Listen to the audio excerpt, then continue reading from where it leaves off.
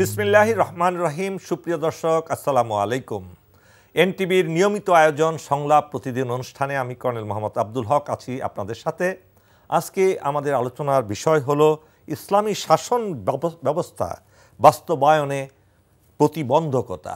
এ বিষয়ে আমাদের সাথে আলোচনায় অংশগ্রহণ করেছেন ইসলামী আন্দোলন বাংলাদেশের যুগ্ম মহাসচিব শেখ ফজলে বারী মাসুদ। আপনাকে স্বাগত মোহতারেম এই অনুষ্ঠানে। আপনাকেও ধন্যবাদ, অসংখ্য ধন্যবাদ। জাযাকুমুল্লাহ। ইসলামী আন্দোলন বাংলাদেশ চরমোনাই পীরের একটি দল হিসাবে আমরা সবাই জানি। সারা বাংলাদেশে প্রত্যন্ত অঞ্চলে আপনাদের পদচারণা, আপনাদের স্লোগান আমরা দেখতে পাই পাখা মার্কা। কিন্তু অনেকেরই একটা ধারণা হলো এই যে ইসলামী শরিয়ায় কিংবা ইসলামী শাসন ব্যবস্থায় পীর প্রথা, এটা নিয়ে অনেকে সন্দেহ পোষণ করে যে এটা কি ইসলামী সুন্নাহ বা শরিয়ার আলোকে এই পীর প্রথাটা কতটুকু বাস্তবসম্মত কিংবা ইসলামী আইনের পরিপন্থী কিনা, এ প্রসঙ্গে আপনার কাছ থেকে জানতে চাই। হ্যাঁ, অসংখ্য ধন্যবাদ আপনাকে। সাথে সাথে যারা দেখছেন শুনছেন প্রত্যেককে ইসলামী আন্দোলন বাংলাদেশের পক্ষ থেকে আন্তরিক শুভেচ্ছা এবং অভিনন্দন জানাচ্ছি। তো আপনি যে প্রসঙ্গটা নিয়ে এসেছেন, ইসলামী শাসন ব্যবস্থা, যেটা আমাদের শিরোনাম, ইসলামী শাসন ব্যবস্থার প্রতিবন্ধকতা এবং ইসলামী আন্দোলন সম্পর্কে আপনি যথার্থই বলেছেন। ইসলামী আন্দোলন বাংলাদেশ প্রতিষ্ঠা হয়েছে 1987 সালে। তখন থেকেই আমাদের তৎকালীন সময় আমাদের যিনি আমির ছিলেন, ইসলামী আন্দোলন বাংলাদেশের যিনি প্রতিষ্ঠাতা আমির হযরত মাওলানা সৈয়দ মোহাম্মদ ফজলুল করিম রহমতুল্লাহ আলী, উনি একজন তৎকালীন সময়ের আমরা বলি মুজাদ্দিদ ছিলেন। উনি শুধু মানে কি বলে, আমরা যেটাকে ধর্মকর্ম বলি বুঝি আর কি, কেবল এতটুকুর মধ্যেই না, তিনি চেয়েছিলেন যে দেশের বা প্রত্যেকটা মানুষের মধ্যে রাসূলুল্লাহ সাল্লাল্লাহু আলাইহি ওয়াসাল্লামের সুন্নতের প্রত্যেকটা বিষয় যেন সেখানে আমরা অনুকরণ করতে পারি, সেটা তিনি চেষ্টা করে গিয়েছেন আজীবন। তো তারই ধারাবাহিকতায় তিনি ইসলামী আন্দোলন বাংলাদেশ প্রতিষ্ঠা করেছেন এবং সেভাবেই আমাদের কাজ চলছে। আপনি যেটা নিয়ে শুরু করলেন সেটা হলো যে পীর প্রথা। আসলে বুঝতে হবে পীর শব্দের অর্থটা কি। পীর হলো একটা ফার্সি শব্দ। পীর শব্দের অর্থ হলো শিক্ষক। শিক্ষক এটাকে আমরা আরবিতে বলি মুর্শেদ, রাহবার বলি, অন্যান্য আরো শব্দ আছে। তো আসলে এটার সাথে কোনো সাংঘর্ষিকতা তো নাই, বরঞ্চ ওতপ্রোতভাবে জড়িত। এটা হয় কি, ধরেন যারা বিরোধী, এটা অনেক সময় কিছু প্রোপাগান্ডা ছড়ায়, যে কারণে মানুষের মধ্যে একটা ভ্রান্তি তৈরি হয়। আমাদের যিনি পীর ছিলেন বা এখনো যারা আছেন, বাংলাদেশেও আছে এবং গোটা ওয়ার্ল্ডেই আছে, এই যে পীর প্রথা, এটা শুধু এখনকার সময় না, এটা যিনি কি বলে শিক্ষক হবেন, স্বয়ং রাসূলুল্লাহ সাল্লাল্লাহু আলাইহি ওয়াসাল্লাম সাহাবায়ে কেরামকে শিখিয়েছেন, সাহাবায়ে কেরাম তাবেঈনদেরকে শিখিয়েছেন, তাবেঈনদেরকে ধারাবাহিকভাবে। এটাকেই আমরা যদি ফার্সি ভাষায় বলি, ওই পীর কথা ধরে টেনে আসতে পারি। শ্রদ্ধেয় মুহতারাম, আমি বুঝতে পেরেছি যে এটার সাথে কোনো সাংঘর্ষিকতা নাই। মুহতারাম, আমরা যখন ছোট ছিলাম, আমার কথাই বলি, আমার স্পষ্ট মনে আছে ছাত্র জীবনে আমাদের মসজিদে আপনাদের সাথে এবং কওমি ধারা একই, কওমি আর আপনারা একই ধারার, আপনারা একই রকমের টুপি পরেন, পাঁচকল্লির টুপি। তখন মসজিদে একেবারে স্ট্রিক্টলি প্রহিবিটেড থাকতো, দুনিয়াবি কোনো আলাপ আলোচনা করা হারাম লেখা থাকতো, এবং রাজনীতি তো প্রশ্নই ওঠে না। এবং মরহুম হাফিজি হুজুর ফতোয়া দিয়েছেন ইসলামে রাজনীতি একেবারেই হারাম, এটা আমরা দেখেছি। কিন্তু হাফিজি হুজুর, আমি অথরিটি নিয়ে বলছি, উনি বলেছেন। কিন্তু হঠাৎ করে যখন দেশে রাষ্ট্রপতি নির্বাচন হলো জেনারেল জিয়াউর রহমানের সময়ে, তিনি তখন তওবার রাজনীতি করে তখন রাজনীতিতে নামলেন, তওবা করে রাজনীতিতে নামলেন, যা না আমি আগে যা বলেছি আসলে তা সঠিক নয়, ইসলামের রাজনীতি আছে, এবং সেই জন্যই তখন উনি প্রেসিডেন্ট পদে দাঁড়িয়ে বিপুল ভোট পেয়েছিলেন, আমার মনে আছে। তার মানে এই ভ্রান্তিটা আগে ছিল, এটা বাস্তবতা। মসজিদে হুজুররা একদম বলতেন খবরদার, এখানে কোনো দুনিয়াবি কথা বলা যাবেই না।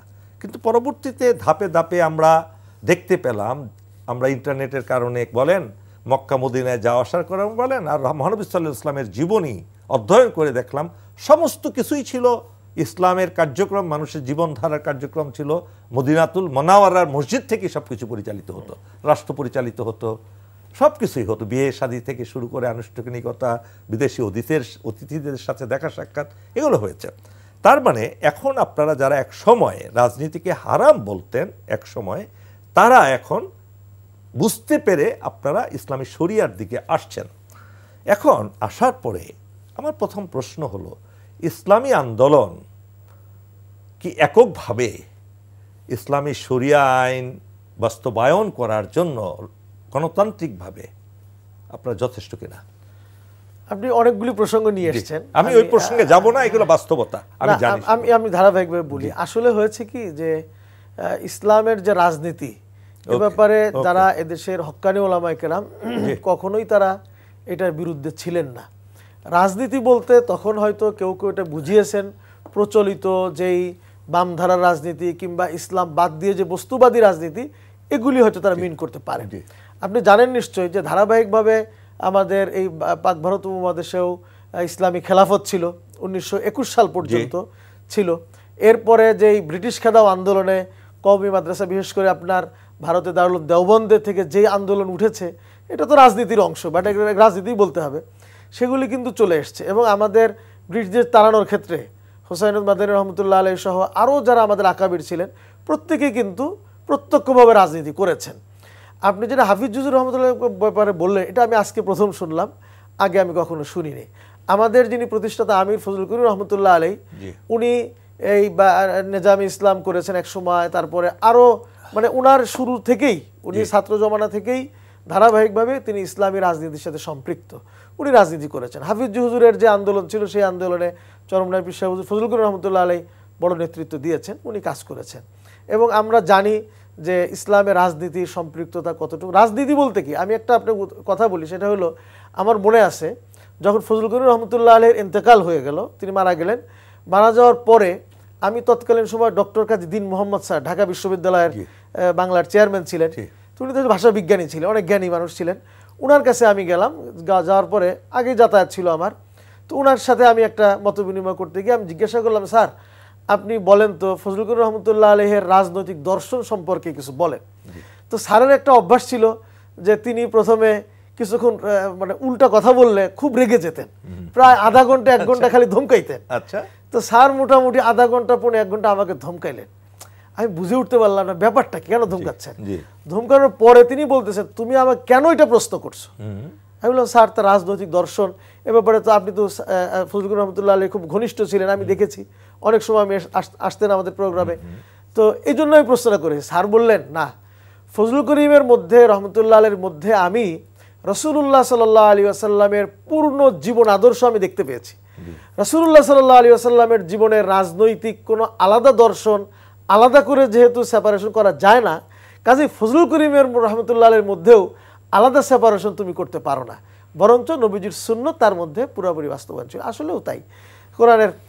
তো সেজন্য আপনি যে জায়গাটা এসছেন শরিয়া আইনের ব্যাপারে, শুধু ইসলামী আন্দোলনের পক্ষে সম্ভব কিনা, আপনি যথার্থই বলেছেন। আসলে ইসলামী শরিয়া আইনের ব্যাপারে সারা ওয়ার্ল্ড ওয়াইজ যে একটা ইসলামোফোবিয়া আছে, ইসলামী শরিয়ার ব্যাপারে প্রচণ্ড রকমের ভিন্ন আলোচনা তুলে ধরা আছে, যে কারণে মানুষ ইসলামী শরিয়ার কথা মিডিয়ায় বলতেও ভয় পায়, বাহিরে বলতেও ভয় পায়। অথচ এটা কত সিম্পল জিনিস। একজন একটা টকশোতে আমাকে প্রশ্ন করেছে, শরিয়া আইন কি আপনারা প্রতিষ্ঠা করবেন কিনা? আমি বলি, ভাই বলেন কি, আপনি যে নামাজ পড়েন, নামাজটা কোন আইনে পড়েন? নামাজটা যে শরিয়া আইনে পড়েন। আপনি রোজা রাখছেন, এটা কি ব্রিটিশ আইনেও পড়েন? আপনি কি আমেরিকান লতে পড়েন? আপনি রোজা রাখছেন, এটা তো আপনি শরিয়া আইন অনুযায়ী রেখেছেন। মোহতারাম, আপনার সাথে একটু যোগ করতে চাই। আমি যেটা এইভাবে বলি, আমি জিনিসটাকে আপনার মুসলমান শিশুদের জন্মগ্রহণের পরে আজান দেওয়া হয় কানের মধ্যে, আশহাদু আল্লা ইলাহা ইল্লাল্লাহ, তাই নয় কি? কান দেয়, কানের মধ্যে আজান, দোয়া পড়ে দেওয়া হয়। তার জীবনটা শুরু হলো ধর্ম দিয়ে, ইসলাম দিয়ে। আবার মৃত্যুর সময় সে যেই হোক, কমিউনিস্ট হলেও দেখা যায় তাকে জানাজা পড়িয়ে একেবারে আতর লোবান পড়িয়ে আবার ইসলামী কায়দায় তাকে দাফন করা হয়। তাহলে শুরু এবং শেষটা যদি ইসলামের মধ্যে হয়, মাঝখানে জায়গাগুলো কি ইসলামের বাদে হয়ে যাবে? না, হয়েছে কি, আসলে ওই যে বললাম যে ইসলামের বিরুদ্ধে এত বেশি আলোচনা, এত ব্যাপক আলোচনা, আলোচনা না সমালোচনা, মানে শরিয়ার বিরুদ্ধে সর্ব জায়গায়। আমি যেটা বলতেছিলাম আপনাকে, এই আমরা সবই কিন্তু এই যে আমি দাড়ি রেখেছি, আপনি রেখেছেন, টুপি দিয়ে নামাজ পড়তেছি, সবাই কিন্তু শরিয়া আইনেই আমরা করছি, ঠিক না? তো কাজে শরিয়া আইনকে আলাদা করে বড় একটা কিছু দেখিয়ে ভয় প্রদর্শনের প্রয়োজন নেই। একটা কথা দেখেন, কি বলে কি যে বাংলাদেশের শরিয়া আইন হয়ে যায় মানুষ হাত কাটা যাবে। মানে ভাই, আপনি হাত কাটাকে ভয় পাচ্ছেন কেন? আপনি কি চোর নাকি? চোর হইলে না আপনি হাত কাটা নিয়ে প্রশ্ন করবেন? আপনি তো চোর না। যদি সবাই ভালো হয়ে যায়, হাত কাটা তো প্রশ্ন ওঠে না। ইসলামে হাত কাটে কোন সময়? সেটা হলো, একটা হলো স্বভাবের চোর আর একটা অভাবের চোর। অভাবে পড়ে যদি কখনো কেউ চুরি করে, তার হাত ইসলাম কখনো কাটবে না। কিন্তু যারা এই যে আওয়ামী আমলে কোটি কোটি টাকা বিদেশে পাচার করেছে, চাঁদাবাজি করতেছে, এই জাতীয় যারা করবে তাদের হাত কাটতে পারে। এরপরেও বিষয়টা কি, ইসলামে হাত কাটার যে বিধান, আপনি দেখেন রাসূলুল্লাহ সাল্লাল্লাহু আলাইহি ওয়াসাল্লামের যেই সময়টা ছিল, এই অর্থাৎ আপনি যদি মক্কি জীবনের পরে মাদানী জীবন যে 10 বছর, এই 10 বছর কিন্তু শরিয়া আইন ছিল। এই 10 বছরে রাসূলুল্লাহ সাল্লাল্লাহু আলাইহি ওয়াসাল্লামের জমানায় মাত্র একজন ব্যক্তির হাত কাটা গেছে। এত বিশাল একটা অঞ্চলে, আমরা ইতিহাসে প্রায় 30 লক্ষ বর্গ মাইল ছিল তার এরিয়া। তার মানে এত বিশাল এরিয়ায় মাত্র একজন লোকের হাত কাটা গেল 10 বছরে। তাহলে চিন্তা করেন বিষয়টা কি। বিষয়টা হলো, যদি ইসলামী শরিয়া প্রতিষ্ঠিত হয়, বা ইসলামী আইনটা কি আসলে, এটাই আসলে বুঝতে মানুষের কনসেপ্টে ভুল আছে। যদি এটা প্রতিষ্ঠিত হয়, তাহলে মানুষের চাহিদা এত ব্যাপকভাবে পূরণ হবে যে মানুষের আসলে চিন্তাই করতে হবে। এক লোক বলতেছে, হুজুর আমি যদি ভেস্তে যাই, আমি কি সেখানে গিয়ে বিড়ি পাবো? বিড়ি খাওয়া যাবে? তো হ্যাঁ, তুমি পাবা। বলে আসলে কি জান্নাতে গেলে তো সবই পাওয়া যাবে? কথা ঠিক আছে, বিড়ি চাইলে আপনি পাবেন, কিন্তু জান্নাতে যাওয়ার পরে আপনার এত নিয়ামত পাবেন, আপনার বিড়ির তো প্রশ্নই ওঠে না। ইসলামী রাষ্ট্র ব্যবস্থার সুফলটা হলো এই জায়গায়, যদি রাষ্ট্র ব্যবস্থা যদি হয় ইসলামের, আপনি টোটাল রাষ্ট্র ব্যবস্থাও যদি না আনতে পারেন, একটা আইন, দুটো আইন, তিনটা আইন, 5টা আইনও যদি বাস্তবায়ন করেন, তার সুফল দেশবাসী এমনভাবে পাবে যে মানুষ কোনোদিন ইসলামী শরিয়ার বাইরে কোনোদিন যেতেই চাইবে না। যারা এই যে সমালোচনাটা করে, তারা এ কারণে করে, তারা জানে যে শরিয়া আইন যদি বাংলাদেশে প্রতিষ্ঠিত হয়, হুজুররা যদি ক্ষমতায় যেতে পারে, তাহলে তারা এমন সুন্দর একটা রাষ্ট্র প্রতিষ্ঠা করবে যে ওখান থেকে যে আমরা তাদেরকে বের করে নিয়ে এসে আমরা যে চোরের রাষ্ট্র প্রতিষ্ঠা করব, এটা কোনোদিন স্বপ্নেও দেখা যায় না। এজন্যই তারা আসলে বিরোধিতা করে। মোতারেম, আমরা এই পর্যায়ে আপনার কাছ থেকে জানতে চাচ্ছি, আপনারা ইসলামী শাসন কায়েম করার জন্য বদ্ধপরিকর, আল্লাহর দুনিয়ায় আল্লাহর আইন বাস্তবায়ন করার, এটাই আপনাদের আকীদা, এটাই আপনাদের বিশ্বাস, এটাই আপনারা মনে করেন যে এটাই হলো ফরজে আইন আপনাদের জন্য। তো সেক্ষেত্রে ইসলামী দল তো বাংলাদেশে অনেক আছে। আপনারা আছেন, জামাতি ইসলামী আছে, শাসনতন্ত্র আন্দোলন আছে, খেলাফত মজলিস আছে, আরও অনেক দলগুলো আছে। তো আপনারা এত দল, আপনাদের মধ্যে ঐক্য প্রক্রিয়ায় কোন জায়গায় ইসলাম বাধা দিচ্ছে? অনেক ধন্যবাদ। আগের যেই কথাটা ছিলাম আমরা, যে আগের প্রশ্ন ছিল যে ইসলাম প্রতিষ্ঠার জন্য সব দলের ঐক্য দরকার আছে না, একাই পারবেন? আসলে ইসলাম বিজয়ের জন্য কোনো শর্ত এরকম নেই। আল্লাহ তাআলা বলেছেন, ওয়ালা তাহিনু ওয়ালা তাহজানু ওয়া আনতুমুল আলাউনা ইন কুনতুম মুমিনিন। আচ্ছা, তোমরা দুশ্চিন্তা করো না, তোমরাই, আমি সংক্ষেপ বললাম আর কি অর্থটা, তোমরাই বিজয় হবে যদি তোমরা মুমিন হতে পারো। এটা হলো আল্লাহ পাক প্রদত্ত শর্ত। তো এখন, এবং আল্লাহ পাক বলেছেন আল্লাহর রুজ্জুকে আঁকড়ে ধরার জন্য, ওয়াতাসিমু বিহাবলিল্লাহি জামিআ ওয়া লা তাফাররাকু, এবং বলেছে ওয়ালা তানাযাউ ফাতাফশালু, তোমরা বিচ্ছিন্ন হয়ে যাবে তাহলে তোমরা দুর্বল হয়ে যাবে। তো আমাদের ইয়াটাও তাই, যে আমরা যদি প্রকৃত মোমেন হতে পারি, তাহলে আল্লাহ তাআলা আমাদেরকে বিজয় দান করবেন, এবং আমরা যদি যথাযথভাবে চেষ্টা করতে পারি। তো এখানে কতটা দল একত্রিত হতে হবে, কতজন একত্রিত হতে হবে, এগুলি এখন ওইভাবে শর্ত নাই। হ্যাঁ, কোরআন শরীফে আছে, আল-আনা খাফফাফাল্লাহু আনকুম ওয়া আলিমা আন্না ফীকুম দুআফা। আমাদের ডাবল যদি হয়, তার এগেইনস্টে আমরাও জিততে পারবো। ডাবল না, শুধু আমরা 33% হলেও জিততে পারবো। এটা একটা যুদ্ধের ময়দানের কথা যদিও বলা হয়েছে। তো যাই হোক, যেটা আমি আপনি যেটা কোশ্চেন করেছেন, যে যুদ্ধের ময়দানের কথা বললেন, সেখানে কিন্তু এটাও বলা আছে তোমরা অশ্ব নিয়ে, শক্তিশালী অশ্ব সরঞ্জামাদি, যুদ্ধের অস্ত্রশস্ত্র নিয়ে তোমরা শক্তিশালী হও, এটা তো বলা আছে। বলা আছে। তো যাই হোক, আমি যেটা কোশ্চেন করেছেন যে আসলে আমাদের ঐক্যর ব্যাপারে, তো সেজন্য আমরা মনে করি যে ঐক্যটা একটা গুরুত্বপূর্ণ বিষয়। ঐক্যটা হলে মানুষের মধ্যে একটা ভালো মেসেজ যাবে। এদেশের মানুষ কিন্তু আসলে ইসলাম প্রিয়। আপনি দেখবেন কিছুদিন আগে একটা দলের নেতা বলেছেন যে বাংলাদেশে নাকি দক্ষিণপন্থীর উত্থান হচ্ছে, এ কথাটা বলেছেন। আমি এটা চরমভাবে প্রতিবাদ করি এজন্য যে দক্ষিণপন্থী বলতে কি বুঝিয়েছেন। যদি বলেন যে ইসলামপন্থীদের, আরে বাংলাদেশে তো দক্ষিণপন্থীর উত্থান হয়েই আছে। 92% মুসলমান মানেই তো সব দক্ষিণপন্থী। 93%। তো 93% মুসলমান, দক্ষিণপন্থীর উত্থান তো আছেই বলে তাহলে আপনারা রাজনৈতিকভাবে আমরা চিন্তা করছি আপনাদের বিজয় হয় না আমাদের বিজয় হয়, মানে ইসলামপন্থীদের বিজয় হচ্ছে, এটা যদি মিন করেন, আমরা বলতে চাই আসলে হয়েছে কি যে 92 বা 93% মুসলমান আছে, ভোট মুসলমানদেরই। ভোটের সময় যারা এই কথাটা বলেছে দক্ষিণপন্থীর উত্থানে তারা ভয় পাচ্ছে, এরা আসলে এই ভোটের সময় তারা নিজেরা দক্ষিণপন্থী সাজে, টুপি মাথায় দেয়, মসজিদে গিয়ে খুব নামাজ পড়ে, মসজিদে দান সৎকা করে, দক্ষিণপন্থী সেজে ধোকা দিয়ে এই দক্ষিণপন্থীদের ভোটগুলো তারা চুরি করে বা নেয় যে কোনোভাবে, অথবা ভোটের দিন ভোট চুরি করে তারা নিয়ে যায়, নিয়ে গিয়ে তারা ক্ষমতায় বসে আবার দক্ষিণপন্থীদেরকে তারা নেগলেক্ট করে।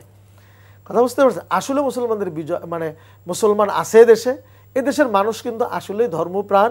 তারা ইসলাম প্রতিষ্ঠা হোক, ইসলামের বিধিবিধানগুলি প্রতিষ্ঠা হোক, ইসলামের সুফল সম্পর্কে তারা কিন্তু জানে, কিন্তু আমাদের এটাকে তারা ছিনিয়ে নেয়। আপনি যেটা কোশ্চেন করেছেন যে আমরা ইসলামপন্থীদের ঐক্যের ব্যাপারে, আপনি জানেন আমাদের আমির মুফতি সৈয়দ মোহাম্মদ রেজাউল করিম পীর সাহেব চরমোনাই, তিনি আমাদের আমার যে মরহুম যে আমির ছিলেন তিনি ঐক্যের পক্ষে ছিলেন। বর্তমান আমিরও খুব দৃঢ়ভাবে বলেছেন যে আমরা এক বাক্স পাঠাতে চাই। তো এই কথার ভিত্তিতে কিন্তু সকল ইসলামপন্থী রাজনৈতিক দলগুলো, এবং আমাদের এখানে আরেকটা কথা আছে, ইসলাম, দেশ ও মানবতা, এই তিন যারা প্রত্যাশা করে, এই তিনটা লক্ষ্যে যারা কাজ করেন, তাদেরকে নিয়েই আমাদের ঐক্যটা হবে। তো সেই ঐক্যের প্রসেস আমাদের চলমান আছে, আমরা ঐক্য আছি। আপনি যেটা বলছেন যে এটার ডিক্লারেশন বা আরো কিছু হয় না কেন, সেটা আমাদের সময় মতো ডিক্লেয়ার হবে। আপনারা দেখছেন যে আমরা চলছি একসাথেই, আমরা তো পিআর এর দাবিতে আন্দোলন করছি। মাশাআল্লাহ, পিআর সামনে যদি পিআর, আমরা পিআরের জন্য লড়বো, এবং আমরা পলিসি কখন কি হবে এটা আমাদের আমির সহ সকল ইসলামপন্থী রাজনৈতিক দল তারা সময় মতো অবশ্যই তো সবাই ঐক্যমত পোষণ করেছে জুলাই সনদের উপরে। আমরা জুলাই সনদ সম্পর্কে আমরা সবাই জানি যে আপনারা সবাই একমত হয়েছেন, সেখানে যাব না। অনেকে প্রশ্ন করে মোতারেম, বিগত ফ্যাসিস্ট সরকার হাসিনা, এটা ভারতের প্রতিষ্ঠিত একটা সরকার, পৃথিবীতে এমন কোনো জুলুম অন্যায় নেই যেটা তারা করেনি বাংলাদেশের, সবকিছু ধ্বংস করে দিয়ে গেছে এবং করেছে দীর্ঘ 16 বছর যাবৎ।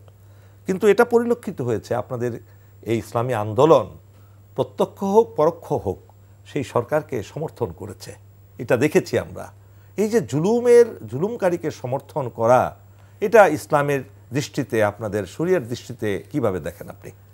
আমি আপনাকে একটা প্রশ্ন করি পাল্টা, আমাকে তো প্রশ্ন করেছেন যে আপনি বললেন যে আমরা দেখেছি, আমরা বিগত সরকারকে কোথায় সমর্থন করেছি, দুই একটা আমাদেরকে মানে সিগনিফিকেন্ট, মানে একদম স্পষ্ট দুই একটা কি প্রমাণ দিতে? যেমন দেখেন, তারা নির্বাচন করেছে, যে নির্বাচন সবাই বয়কট করেছে, সব দল, কিন্তু আপনাদের দল কিন্তু সেখানে, সেটা কোনটা বলেন তো?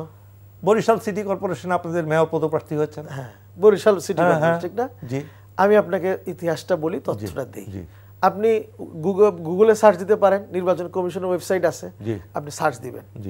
2014 সালের যে জাতীয় নির্বাচন হয়েছে, সেখানে এদেশের ফ্যাসিস্ট বাদে অন্যান্যরা কেউ যায় না, ইসলামী আন্দোলনও যায়নি।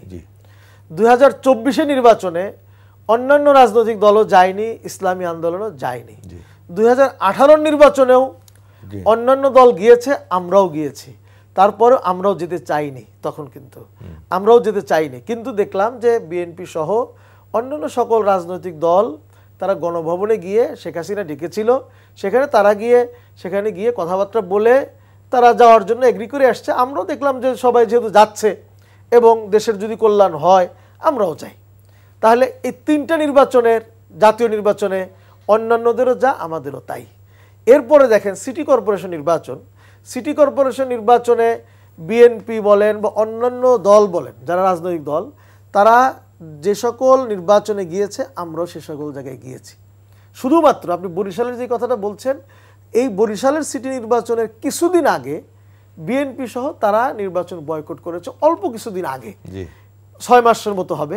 এই 6 মাস শুধুমাত্র তখন অন্যান্য দল ছিল না, আমরা শুধু নির্বাচনে ছিলাম, শুধুমাত্র 6 মাস। এছাড়া সকল স্থানীয় সরকার নির্বাচনে বিএনপি ছিল, জামাত ছিল, অন্য সব দল কিন্তু ছিল, আমরাও সেখানে ছিলাম। আমি আপনাকে উদাহরণ দিই, ঢাকা উত্তর সিটিতে আমি কিন্তু সিটি কর্পোরেশন নির্বাচন করেছি দুটো, 15তেও করেছি, 19 বা 20-এও আমি করেছি। উভয় নির্বাচনে আমার সাথে বিএনপির তাবিত আউয়াল সাহেব কিন্তু ছিলেন, ঢাকা দক্ষিণে ইশরাক সাহেব ছিলেন, তাই না? তো এরকম এসকে যে শাহাদত চট্টগ্রামে মেয়র হয়েছেন, তিনি কোন সময় নির্বাচনে অংশগ্রহণ করেছেন, ঠিক না? তো এরকম তারাও কিন্তু ছিল, আমরাও ছিলাম। এখন হয় কি জানেন, আমাদের ব্যাপারে নেতিবাচক কথা না পেয়ে কিছু লোক এরকম কিছু কথা উস্কে দেয়। আসলে রিয়াল বিষয়টা হলো যে ইসলামী আন্দোলন বাংলাদেশ, আপনি দেখেন এই যে তৎকালীন সময়ে অনেকে কিন্তু আওয়ামী লীগের নেতৃবৃন্দের সাথে বসেছে, মিটিং করেছে, গণভবনে গিয়েছে, তারপরে বিভিন্ন মন্ত্রীদের সাথে মিটিং করেছে, বসেছে। ইসলামী আন্দোলন বাংলাদেশে কিন্তু একটা দৃষ্টান্তও কেউ দেখাইতে পারবেন না। আচ্ছা মেহতারাম, আরেকটা প্রসঙ্গে আসি আমরা, এবং আমি আপনাকে আরেকটা ছোট্ট তথ্য দিয়ে বলি, সেটা হলো আপনি দেখবেন 26টা বড় বড় সিটি কর্পোরেশন নির্বাচনে এইসব জায়গায় বিএনপি সরাসরি ছিল এবং তারা অনেক জায়গায় বিজয় অর্জন করেছে। আমার কাছে সেটা নোটেডও আছে, এটা সিটি করবে মানে ফাইন, আপনাদের লজিক আছে। মোহতারাম, ধরেন অনেকেই মনে করে যে আপনারা যদি ক্ষমতায় আসেন, রাষ্ট্র পরিচালনার যে মেকানিজমগুলো আছে, মন্ত্রণালয় পরিচালনা করা, 53টা মন্ত্রণালয় আছে, পররাষ্ট্র মন্ত্রণালয় আছে, স্বরাষ্ট্র মন্ত্রণালয় আছে, এই যে বিশাল একটা যজ্ঞ একটা রাষ্ট্র পরিচালনায়, সেই ক্ষেত্রে প্রতিটা ক্ষেত্রে আপনাদের কি সেই যোগ্যতম লোক আছে যাদেরকে বসিয়ে আপনারা রাষ্ট্র পরিচালনা করতে পারেন? আমরা যেহেতু রাজনীতি করি, কাজে রাষ্ট্র পরিচালনার যেই যা দরকার, ইসলামী আন্দোলন বাংলাদেশ সেগুলি নিয়েই রাজনীতির ময়দানে নেমেছে। আচ্ছা, এগুলি আমাদের নেতৃবৃন্দর মধ্যে সেই যোগ্যতা আছে, তারা সেগুলি করতে পারবেন। বিষয়টা কি, ধরেন আমাদের আমরা যারা বিশেষ করে ইসলামী আন্দোলন বাংলাদেশ করি, আমাদের সবাই তো দাড়ি টুপিওয়ালা ম্যাক্সিমাম, তো অনেকে মনে করে সবাই বুঝি মাদ্রাসা থেকে পড়ে আসছে। আমিও কিন্তু এমফিল করেছি, পিএইচডি করব, আমি জেনারেল। আমাদের ম্যাক্সিমাম দায়িত্বশীল কিন্তু এখানে অ্যাডভোকেট আছে, ব্যারিস্টার আছে, আলহামদুলিল্লাহ বুঝতে পেরেছি আপনাদের আছে। মোহতারাম, রাষ্ট্র পরিচালনা আমাদের জন্য কাজ। তালেবানরা তো রাষ্ট্র পরিচালনা করছে না, তালেবান আমি উদাহরণটা আনতে চাই না, সমস্যাটা কি জানেন, ওই যে তালেবান বললেন তো, এটা আপনার মুখে বলেছেন, অসুবিধা নেই। আমি যদি মুখ দিয়ে বলি, এটা দেখবেন কোন কোন মিডিয়া শুধু ওটাই টানতে থাকবে। বাস্তবতা কি দেখছি, তারা তো পৃথিবীর সবচেয়ে একটা শক্তিশালী রাষ্ট্রকে পরাজিত করেছে, তাদের করেছে। এটা যদি তারা না হয়ে কমিউনিস্টরা করতো, তাহলে কিন্তু সারা পৃথিবীতে এটা বিশাল করে প্রচারিত হতো। যেহেতু দাঁড়িওয়ালারা করেছে, তারা এটা একটা নেগেটিভলি, তারা যে নারীদের অধিকার ইত্যাদি যেগুলো অপ্রাসঙ্গিক জিনিস তারা নিয়ে আসে। মোহতারাম, এটা শোনা যায় মাঝে মাঝে যে আওয়ামী লীগ, বিএনপি কিংবা অন্যান্য দলের সাথেও আপনারা অনেক সময় একত্রিত হয়ে নির্বাচনে যাওয়ার চেষ্টা করেন অন্যান্য দলের সাথে, এটা অভিযোগ আছে আপনাদের বিরুদ্ধে, এটা কি সঠিক কিনা? না, আমরা ইসলামী আন্দোলন বাংলাদেশ কি জানেন, ইসলামী আন্দোলন বাংলাদেশ বরাবরই আমাদের যখন প্রতিষ্ঠা হয়েছে তখন থেকে নিয়ে আপনি অদ্যাবধি পর্যন্ত আপনি ইতিহাস তালাশ করে দেখবেন, ইসলামী আন্দোলন বাংলাদেশ সবসময় দেশের স্বার্থ, মানবতার স্বার্থ, ইসলামের স্বার্থ, এই তিনটাকে প্রাধান্য দিয়েছে।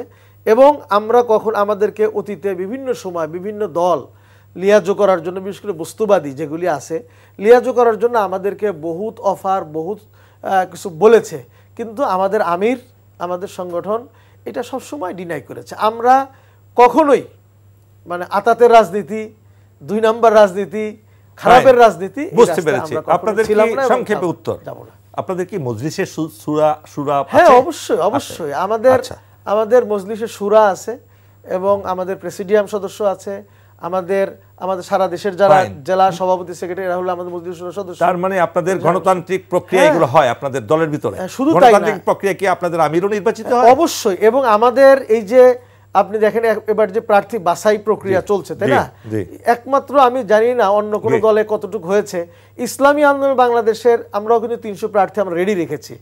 এই 300 প্রার্থী কিন্তু আমাদের তৃণমূলের একেবারে প্রত্যেকটা আসনের তৃণমূলের সকল দায়িত্বশীলের গোপন ভোটের মাধ্যমে কিন্তু আমরা। আচ্ছা, তার মানে আপনাদের দলে আপনাদের নিজেদের লোক ছাড়া অন্য কারো প্রবেশ করা সম্ভব নয়, আপনারা ওদেরকে প্রার্থী হিসাবে গণ্য করবেন না? অবশ্যই। তাহলে যে আপনারা 300 জন করে ফেলেছেন? না, আমরা তো আমাদের তৃণমূল থেকে মতামত নিয়ে করেছি, সেই মতামতে অনেকের নাম এসছে, সেখান থেকে যাচাই বাছাই করে মানে অন্যদেরও আপনাদের দল আসতে পারে, থেকে ই করা আসতে পারে। তবে আমরা দুয়ার খোলা আছে, সবাইকে খোলা আছে। দিব না। আমরা যদি দেখি এই লোকটার ব্যাকগ্রাউন্ড কি, আচ্ছা। সে আগে ফ্যাসিস্টের সাথে ছিল, সে আগে চুরি করত, জি। তার কি বলে আপনার সার্ভিস লাইফের কি কি আছে না আছে, এই সবগুলি যাচাই বাছাই করে এমন একটা লোককে ইসলামী আন্দোলন নমিনেটেড করবে না যেই লোকটা ইসলামিক শরিয়ার বাইরে চলাফেরা করে, শরিয়ার বাইরে বলতে সে পরে গিয়ে চুরি করবে, দুর্নীতি করবে, এই মানুষটাকে তো আমরা সৎ এবং যোগ্যতা। সৎ অনেক যোগ্য। অনেক ধন্যবাদ মোতারেম, আপনার কাছ থেকে অনেক কিছু আমরা জানতে পারলাম, শিখতে পারলাম। দর্শক অতিথির বক্তব্য শুনলেন, এতক্ষণ আমাদের সাথে আপনাদের থাকার জন্য আন্তরিকভাবে ধন্যবাদ জানাচ্ছি। আগামী অনুষ্ঠানের আমন্ত্রণ জানিয়ে আল্লাহ হাফেজ।